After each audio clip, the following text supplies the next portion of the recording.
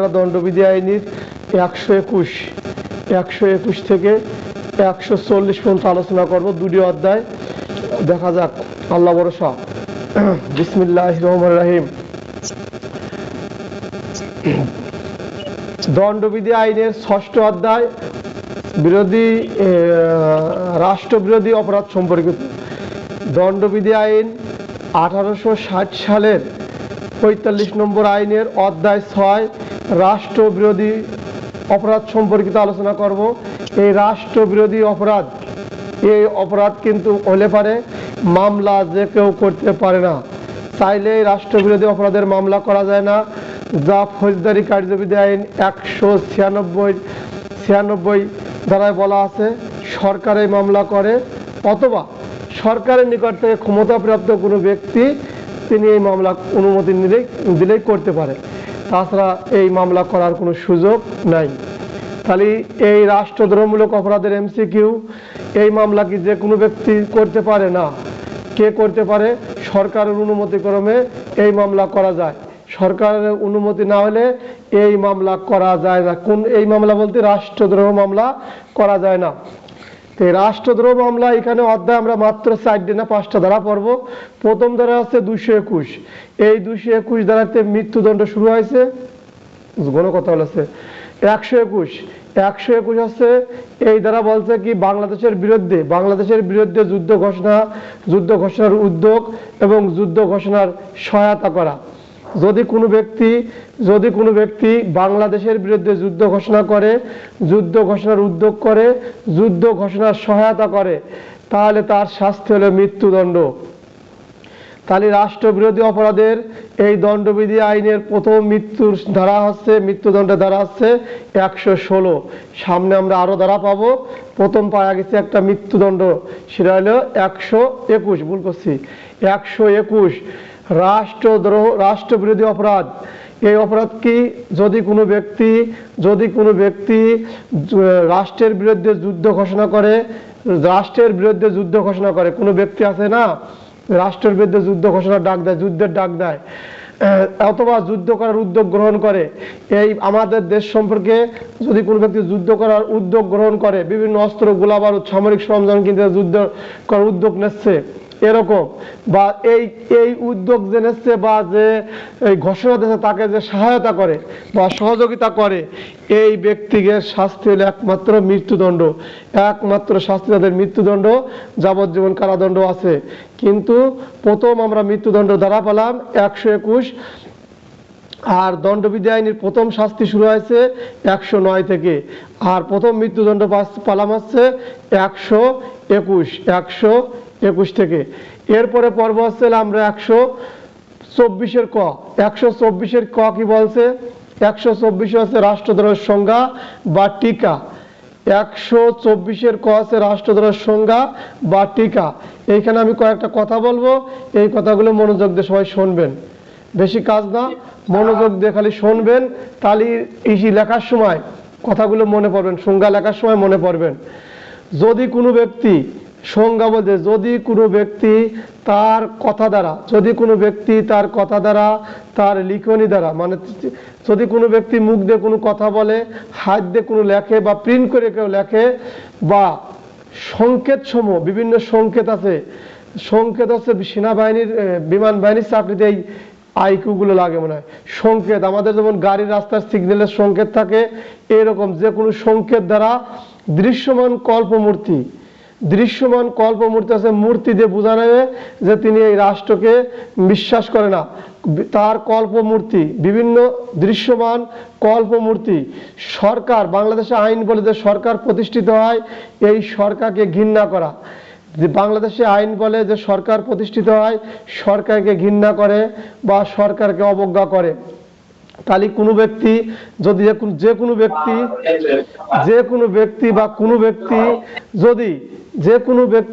কোনো ব্যক্তি যদি তার মুখের কথা দ্বারা, তার লেখনী দ্বারা, তার সংকেত দ্বারা দৃশ্যমান কল্পমূর্তি আইন বলে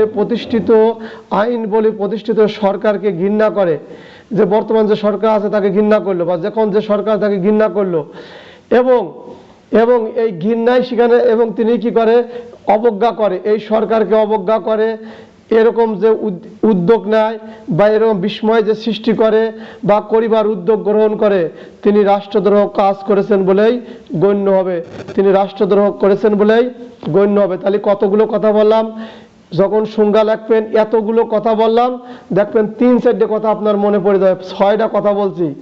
আইন পড়ার মূল উদ্দেশ্য আমি বলতেছি, আপনি শুনতেছেন, দেখবেন এই 6টার 3টে আপনার মনে পড়বে যে রাষ্ট্রদ্রোহের সংজ্ঞা কি।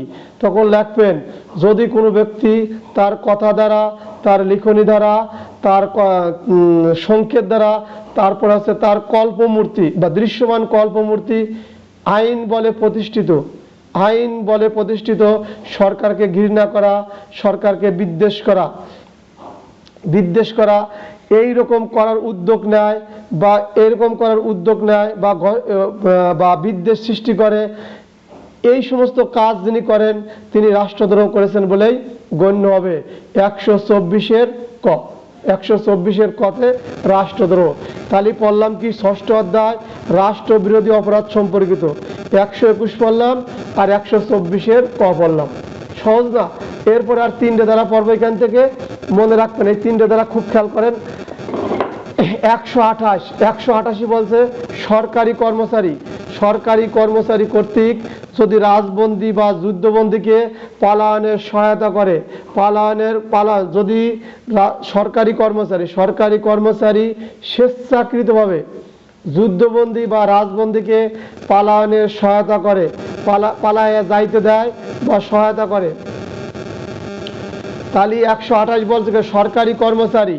মনে রাখবেন প্রশ্ন পড়াতাম, একটু তাড়াহুড়া করতেছে কেন, আসতে কই। এই 128 বলছে সরকারি কর্মচারীর নিকট থেকে যদি আসামি পালায়ন করে তার শাস্তি আমরা সিংহভাগ লোকই জানি 223। কিন্তু যদি প্রশ্ন করে সরকারি কর্মচারীর নিকট থেকে যদি রাজবন্দী বা যুদ্ধবন্দী পালায়ন করে সেক্ষেত্রে তার অপরাধ কি, বা পালানের সহায়তা করে তার অপরাধ কি, যুদ্ধবন্দী বা রাজবন্দী আশ্রয় দিলে তার শাস্তি কি, প্রশ্ন আছে অনেক, বুঝে উত্তর দিতে হবে। তাহলে সরকারি হেফাজত থেকে যদি আসামি পালায়ন করে তার শাস্তি হলো 223। কিন্তু প্রশ্নের মধ্যে যদি থাকে সরকারি কর্মচারীর নিকট থেকে যদি কোনো যুদ্ধবন্দী বা রাজবন্দী পালায়ন করে তার শাস্তি কি, তাহলে 128 দেবেন। 128 কি বলছে, রাজবন্দী এবং যুদ্ধবন্দী। এই রাজবন্দী কাকে বলে আর যুদ্ধবন্দী কাকে বলে আমি আপনাদের ব্যাখ্যা সহ বুঝাচ্ছি। রাজবন্দী হচ্ছে লেগে আমাদের দেশে যে আইনের শাসন ব্যবস্থা সরকার পরিচালিত হয়, আইনের কাঠামো আছে, এই কাঠামোর সাথে যদি কোনো ব্যক্তি ভিন্ন মত পোষণ করে, যেমন ভিন্ন মত পোষণ করা ব্যক্তি যে কেউ হতে পারে, যারা ভিন্ন মত পোষণ করে ক্ষমতাসীন যারা সরকারে আছে, ক্ষমতাসীন ব্যবস্থার বিরোধিতা করে, এই যে ক্ষমতায় যে সমস্ত সরকারি দল থাকে, যারা সরকারে থাকে তাদের বিরোধিতা করে, এই যে যাদের বিরোধিতা করে, 3 নম্বর হলো শাসন ব্যবস্থা পরিবর্তন করতে চায়।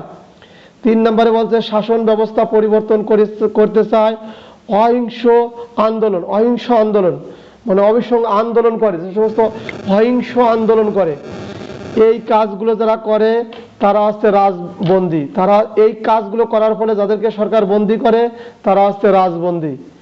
এই কাজগুলো করার পরে সরকার যাকে বন্দী করে তাকে রাজবন্দী বলে। তাহলে রাজবন্দী কি আর রাজসাক্ষীর ভিতরে কিন্তু আকাশ পাতাল ডিফারেন্স।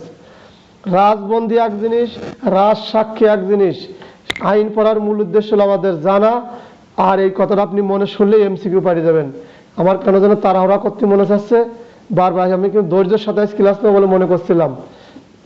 যাক, তাহলে রাজবন্দীরা বুঝতে পারছেন, রাজবন্দী হচ্ছে ভিন্ন মত পোষণ করে, যেভাবে দেশ চলতেছে তার থেকে উনি একটা ভিন্ন মত পোষণ করলো, অথবা সরকারের ক্ষমতাসীন সরকারের ব্যবস্থার বিরোধিতা করে, বিরোধী দল যাকে বলা হয়। তারপরে কি শাসন ব্যবস্থা পরিবর্তন করতে চায়, যে শাসন ব্যবস্থা আছে এর পরিবর্তন করো, অন্য কোনো শাসন ব্যবস্থা করো। অহিংস আন্দোলন করে, যে আন্দোলন করার পরে এই সমস্ত কাজ করার পরে যাকে গ্রেপ্তার করা হয়, আদালত সরকার যাকে গ্রেপ্তার করে তাকে রাজবন্দী বলা হয়।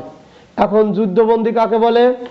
যুদ্ধবন্দী হচ্ছে 1971 সালে পাকিস্তান সৈন্যরা আমাদের দেশে ছিল, সরকার দেশ যখন স্বাধীন হয় পাকিস্তান সরকার যখন পরাজয় বরণ করে ৭৩,০০০ সৈন্য ছিল, ওই সৈন্য হলো যুদ্ধবন্দী।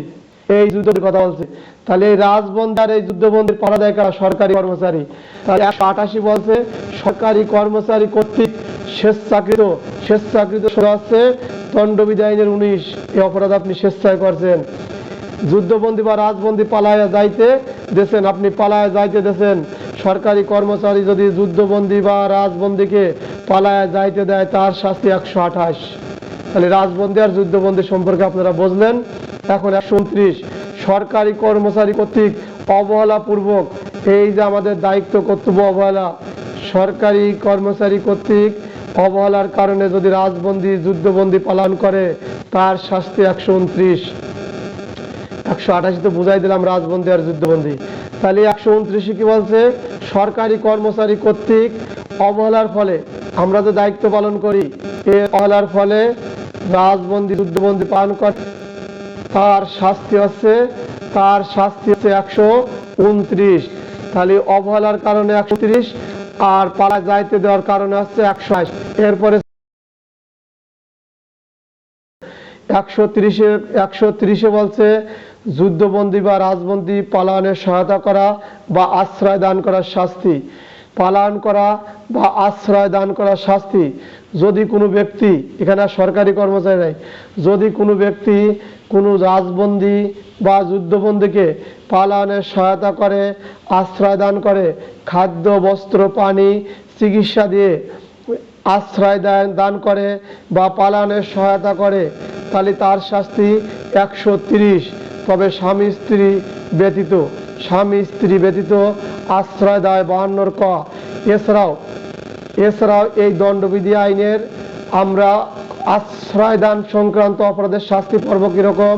১৩৬ সামনে পর্ব সামরিক বাহিনীকে আশ্রয় দান করার শাস্তি। ১৫৭ বেআইনি সমাবেশে সদস্যদের আশ্রয় দান করার শাস্তি। ২১২, ২১৬ ক দস্যুবাদ ডাকাতকে আশ্রয় দান করার শাস্তি। এইগুলো আমরা ধারাবাহিকভাবে পড়ব, প্রত্যেক ধারায় যায় এই কথাগুলো আবার বলবো ইনশাল্লাহ। তাহলে ১৩০ বলছে কি? রাজবন্দী, দোস্ত কথা শোনা যাচ্ছে না তাই তো?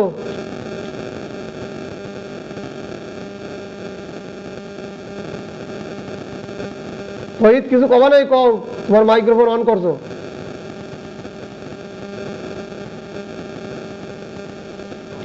দোস্ত বলে ফেলাও।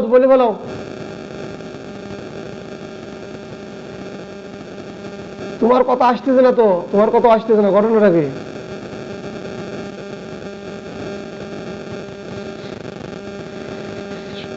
শোনা যাচ্ছে, জয় বলছে শোনা যাচ্ছে, আলহামদুলিল্লাহ। তাহলে দণ্ডবিধি আইন ১৩০ বলছে কি?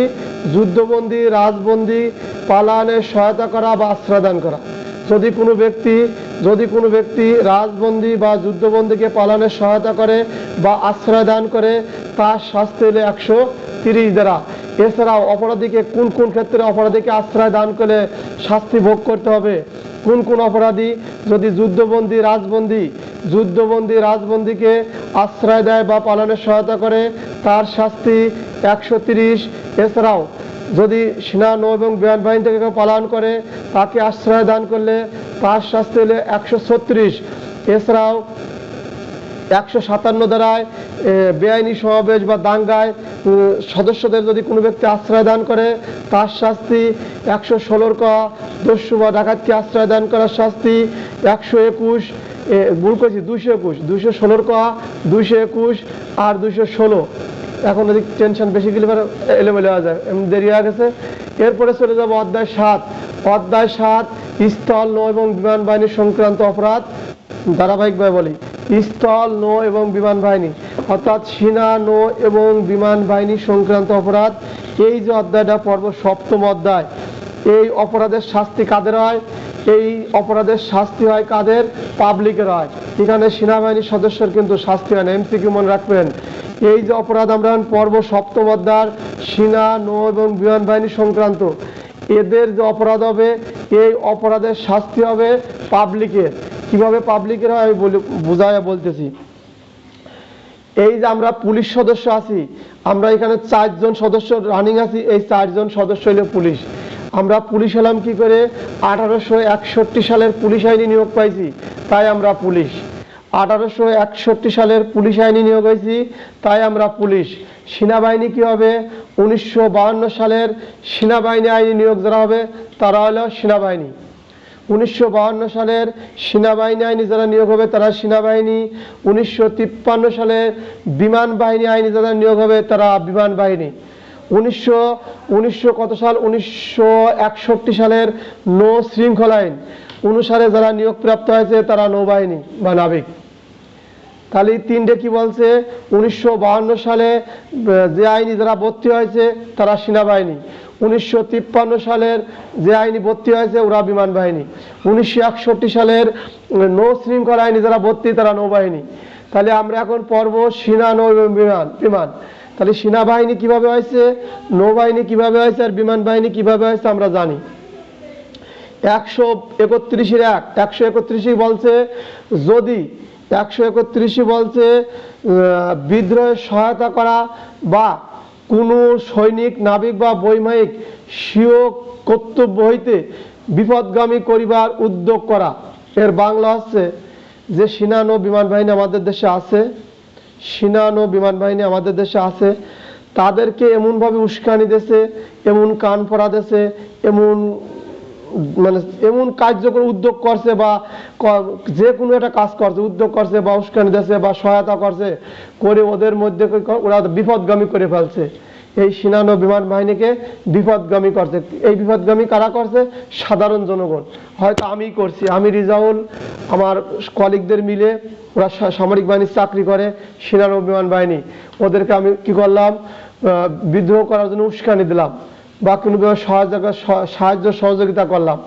এই উস্কানি পায়া, এই সাহায্য সহযোগিতা পায়া ওদের মধ্যে কি করছে? ওরা বিপদগামী হওয়া পড়ছে। তাহলে এই বিপদগামী সহযোগিতা করছে কি? আমি রিজাউল। শাস্তি কার হবে? আমার হবে। আমি পাবলিক, আমার হবে। এখানে সামরিক বাহিনীর কোনো শাস্তি হবে না। সামরিক বাহিনীর শাস্তি হয় তাদের মার্শাল ল আইন আছে, ওই আইনে তাদের বিচার হয়। তাহলে যদি আমি সামরিক বাহিনীর কোনো সদস্যকে বিপদগামী করি, উস্কানি দেই বা এমন কোনো কার্যক্রম করাই যে কার্যক্রমে ওই সামরিক বাহিনী বিপদগামী হয়, ওই তার সৈনিক বিভাগের মধ্যে ঝামেলার সৃষ্টি করে, অশান্তি সৃষ্টি করে, তাহলে তার শাস্তি হলো 131। আমি এই কাজের সহযোগিতা করলাম, আমি এই কাজের সহযোগিতা করলাম, সামরিক বাহিনীর মধ্যে উচ্ছৃঙ্খলতা সৃষ্টি করলাম, ওদেরকে বিপদগামী সৃষ্টি করে ফেললাম, ওদেরকে ভিন্ন পথে পরিচালিত করার জন্য যে কার্যক্রম করছিলাম তার জন্য আমি যে সহায়তা করছি তার জন্য আমার এই শাস্তি হবে 131 ধারা, দণ্ডবিধি আইনের 7ম অধ্যায়ের 131 ধারা। আর 132 কি বলছে? এই যে আমি উস্কানি, আমি সহায়তা করছিলাম, আমি সহায়তা ছিলাম ওই সামরিক বাহিনীর সদস্যদের, এই সদস্যরা আমার এই সহযোগিতা পাওয়ার পরে ওরা ওইখানে কি করছে? এই অপরাধ সংগঠন করে ফেলাইছে, ওরা অপরাধ সংগঠন করছে, ওরা বিদ্রোহ করছে, ওরা অপরাধ সংগঠন করে ফেলছে। এই সংগঠন করার কারণে 132 ধারায় আমি যে আমার শাস্তি হবে মৃত্যুদণ্ড। কারণ আমার সহায়তায় ওরা ওখানে বিদ্রোহ সংগঠন করে ফেলছে। ওরা বিদ্রোহ সংগঠন করার কারণে এই অপরাধের শাস্তিরা, এই যে আমার কারণে এই অপরাধ সংগঠিত হয়েছে তাদের শাস্তি, আমার শাস্তি হবে মৃত্যুদণ্ড। তাহলে আমি বৈধ আবার বলি, 132 বলছে বিদ্রোহের সহায়তা এবং ওয়ার ফলে বিদ্রোহ সংগঠন হইবার ক্ষেত্রে যেই ব্যক্তি বাংলাদেশের স্থল, নৌ এবং বিমান বাহিনীর কোনো কর্মকর্তা, নাবিক বা বৈমানিক কর্তৃক বিদ্রোহ সংগঠন সহায়তা করে, বিদ্রোহ সংগঠনের সহায়তা করে এবং ওই সহায়তার ফলে অপরাধ সংগঠিত হয় বা বিদ্রোহ সংগঠিত হয়, কার্যক্রম শেষ হয়ে গেছে। আমি যে উস্কানি দিছিলাম, আমি যে কান পড়া দিছিলাম, আমি যে উদ্যোগ নিছিলাম, আমার যে সাহায্য সহযোগিতা ওরা পাইছিল, পাওয়ার ফলে ওরা ওই অপরাধ সংগঠন করে ফেলাইছে, সেই ক্ষেত্রে শাস্তি হবে আমার মতো রিজাউলের মৃত্যুদণ্ড একমাত্র শাস্তি। তাহলে অপরাধ করলাম কাদের মধ্যে? সেনাবাহিনী, নৌবাহিনী, বিমান বাহিনী, সামরিক বাহিনীর ভিতরে। এর মাস্টার মাইন্ড আমি রিজাউল, যার কারণে আমার শাস্তি মৃত্যুদণ্ড হবে। তাহলে 132 আরেকটা পেলাম মৃত্যুদণ্ড। 121 মৃত্যুদণ্ড, 132 মৃত্যুদণ্ড। কোন কোন সময় মৃত্যুদণ্ড হয় এই পড়ানো যখন শেষ করব তখন বলবো, এখন বললেই সকলে ওই ধারাগুলো মুখস্থ করতে যায়। অতএব দরকার নাই পড়া শেষ হোক, ধারাবাহিকভাবে আপনাদের সাথে আমি সব আলোচনা করব, যা জানি সব বলবেন ইনশাল্লাহ। তাহলে এই দুটোই শেষ। এরপরে আছে 136 পর্ব। 136 ভয়ের কোনো কারণ নাই, 20টে ধারার মধ্যে মাত্র 5টা পর্ব। ভয় কিসের? 5টার ভিতরে একটা আসতেও পারে, নাও পারে ইনশাল্লাহ। তাহলে কত সহজ করে দিলাম না? এই পড়ার উদ্দেশ্য এইটা, কঠিন কোনো কিছু না, লাগে থাকেন। তাহলে পালাতককে আশ্রয় দান। পালাতককে আশ্রয় দান মানে কি? সেনা, নৌ এবং বিমান বাহিনীর থেকে যদি কোনো সৈনিক, নাবিক, বৈমানিক বা এদের কোনো সদস্য পালায়ন করে, উক্ত ব্যক্তিকে যদি আশ্রয় দান করে, উক্ত ব্যক্তিকে যদি কোনো ব্যক্তি আশ্রয় দান করে, আশ্রয় দান করার কারণে যে ব্যক্তি আশ্রয় দান করলো তার শাস্তি 136। তার শাস্তি 136। আশ্রয় দান করলো কার? সামরিক বাহিনীর কোনো সদস্যকে। কি আশ্রয় দান করছে? ও পালায়ন করছে সামরিক বাহিনীর থেকে। তাকে আশ্রয় দান করার কারণে যে ব্যক্তি আশ্রয় দান করলো তার শাস্তি হলো 136। ওই সংজ্ঞা কেন পড়তে বলছিলাম? এই দেন আশ্রয় দান স্বামী স্ত্রী ব্যতীত, এই কথা বারবার বলে ভিডিও বানানো যাবে না। 136।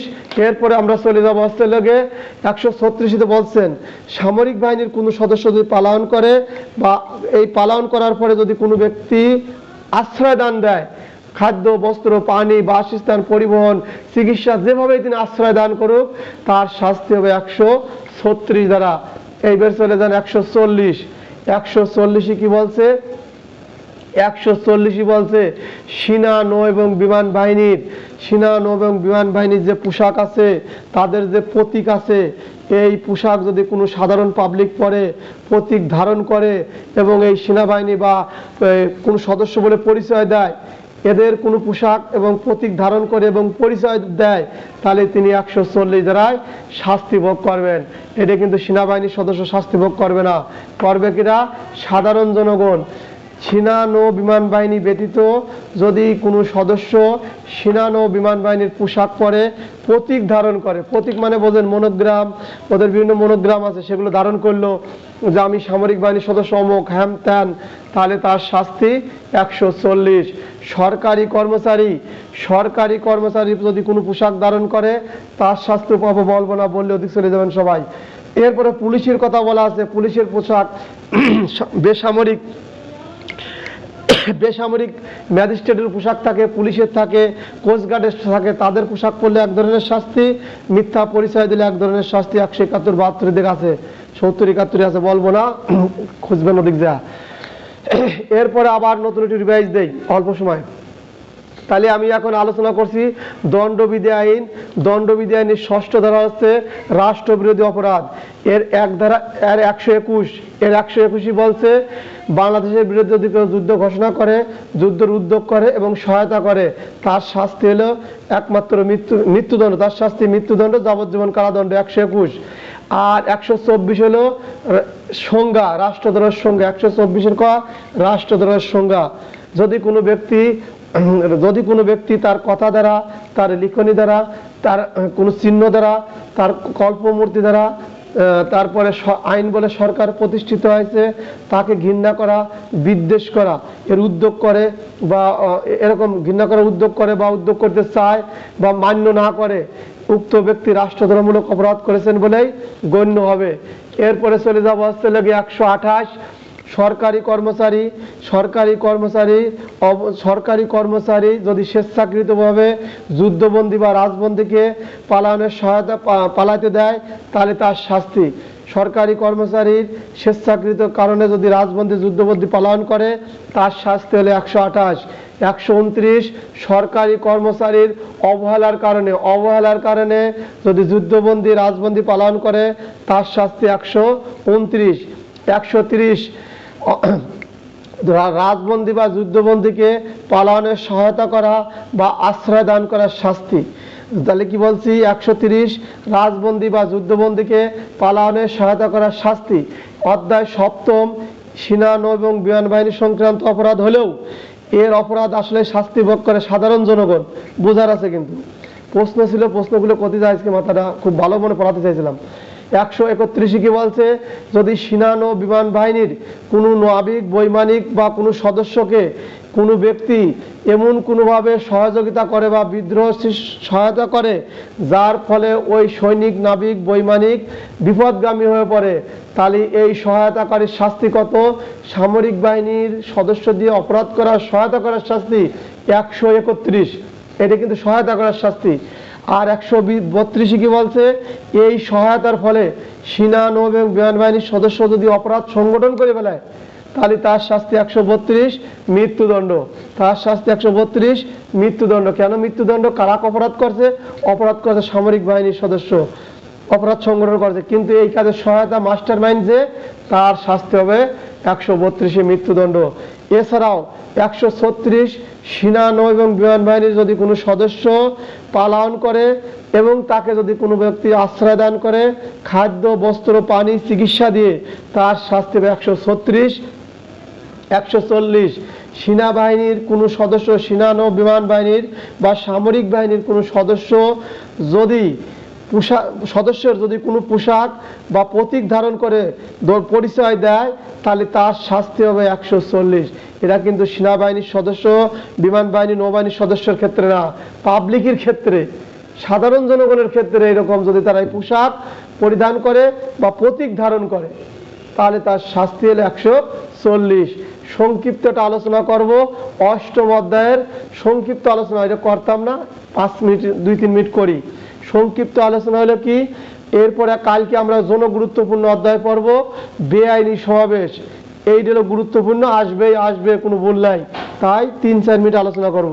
এই বেআইনি সমাবেশ অধ্যায় হলো 8ম, গণশান্তি পরিপন্থী অপরাধ সম্পর্কিত। গণশান্তি পরিপন্থী অপরাধ সম্পর্কিত দণ্ডবিধি আইন 8ম অধ্যায়ের 141। এই বেআইনি সমাবেশ আমরা 3টে আইনি পাবো। কয়টা আইনি পাবো? 3টে আইনি। এর 2টি আইন আমরা পড়া ফেলাইছি, 4টে, মোট 4টে আইন লেখবো, কিন্তু 3টে আইনি ব্যাপক আলোচনা করা আছে। তার আমরা 3টের 2টে পড়ে ফেলছি বা শেষ করছি। এখন লাস্ট হচ্ছে দণ্ডবিধি আইন, তাও আমি ব্যাখ্যা করে আলোচনা করি অল্প সময়। এই দণ্ডবিধি আইনি যখন বেআইনি সমাবেশের সংজ্ঞা আসবে তখন আপনার দণ্ডবিধি আইন 141-তে সংজ্ঞা লিখবেন। যদি বেআইনি সমাবেশ সংক্রান্ত কোনো সংজ্ঞা আসে, এই সংজ্ঞা লিখবেন 141 দণ্ডবিধি আইন 1860 সালের আইন দিয়ে। আর যদি শাস্তির কথা আসে, কখন কি ধরনের শাস্তি পড়াবো, তখন এই শাস্তি লিখবেন এই দণ্ডবিধি আইনের থেকে। তাহলে শাস্তি লিখবেন দণ্ডবিধি আইনের থেকে, সংজ্ঞা লিখবেন দণ্ডবিধি আইনের থেকে। আর আসেন 1861 সালের পুলিশ আইন আমরা পড়ছিলাম 30-এর ক, 30-এর ক। এইখানে হচ্ছে কি বলছে, লাইসেন্স প্রদান করছে। এই লাইসেন্স পুলিশ অফিসার প্রদান করছিল। তাহলে এই বেআইনি সমাবেশে যে লাইসেন্স পাওয়া যায়, এই লাইসেন্স কারা দেয়? শর্ত সাপেক্ষে দেয়, পুলিশ দেয়, কোনো টাকা পয়সা নেয় না, কোনো ফি নেয় না। তাহলে কোন আইনি দেয়? 1861 সালের 5 নম্বর আইনের 30-এর ক, পুলিশ অফিসার দেয়। এখানে কিছু নিয়ম নীতি আছে, ব্যাপক আলোচনা করছিলাম, আজ করব না। এছাড়াও এই সমাবেশ যখন ছত্রভঙ্গ করা হবে, এই বেআইনি সমাবেশ যখন ছত্রভঙ্গ করা হবে, তখন করা হবে 1898 সালের ফৌজদারি কার্যবিধি আইনের 127, 128, 129, 130, 131 ধারার বিধান অনুসারে। তাহলে বেআইনি সমাবেশ যখন ছত্রভঙ্গ করবেন, যখন ছত্রভঙ্গ সংক্রান্ত প্রশ্ন আসবে, সরাসরি চলে যাবেন ফৌজদারি কার্যবিধি আইন। ফৌজদারি কার্যবিধি আইনের কত? 127, 128, 129, 130। এর সাথে আমরা যে সালাদ ব্যবহার করি 1943 সালের পুলিশ রেগুলেশনের 143, 142, 143 এবং মাঝে মাঝে 121 আছে, বুঝে যখন পড়বেন তখন বলবো। তাহলে আবারও আমি বলতেছি, এই পড়াটা আজকের পড়া না, যদিও আলোচনা সময় একটু আছে তাই বললাম, ক্লাস 30 মিনিট হয়েছে। তাহলে আমি বলতেছি, আবারও বলি, দণ্ডবিধি আইনিতে যদি বেআইনি সমাবেশের সংজ্ঞা আসে, কোনো গুরুত্বপূর্ণ 100 বার প্রশ্ন আসবে। দণ্ডবিধি আইনে যদি কখনো বেআইনি সমাবেশের সংজ্ঞা আসে, তখন দণ্ডবিধি আইনের 141 ধারার সংজ্ঞা দিয়ে লিখবেন। আর যদি লাইসেন্স সংক্রান্ত বিষয় আসে, 1861 সালের 5 নম্বর পুলিশ আইন দিয়ে লিখবেন। আর যদি বলে বেআইনি সমাবেশ ছত্রভঙ্গ করার পদ্ধতি 1898 সালের ফৌজদারি কার্যবিধি আইন দ্বারা লেখবেন। এখন আসেন আরেকটু সংক্ষেপে আরেক কয় লাইন বলি, কারণ টাইম আছে। এই বেআইনি সমাবেশের 5টা কথা বলবো, 5টা কথা কালকেও বলবো, একা নতুন করে আলোচনা করব। বেআইনি সমাবেশ কাকে বলে? যদি 5 বা ততোধিক ব্যক্তির সমাবেশ, যদি 5 বা ততোধিক ব্যক্তির সমাবেশ যদি 5 বা ততোধিক ব্যক্তির সমাবেশ বেআইনি সমাবেশ বলিয়া অভিহিত হয়, যদি উক্ত সমাবেশে ব্যক্তিদের সাধারণ উদ্দেশ্য নির্মূল হয়। যদি 5 বা ততোধিক ব্যক্তির সমাবেশ নিম্নলিখিত 5টা উপায় হয়, তাহলে ওইটা বেআইনি সমাবেশ হবে। সে 5টা সমাবেশের কি আমি সংক্ষিপ্ত বলবো, কাটিয়ে গেলে মনে করবেন ক্লাস শেষ।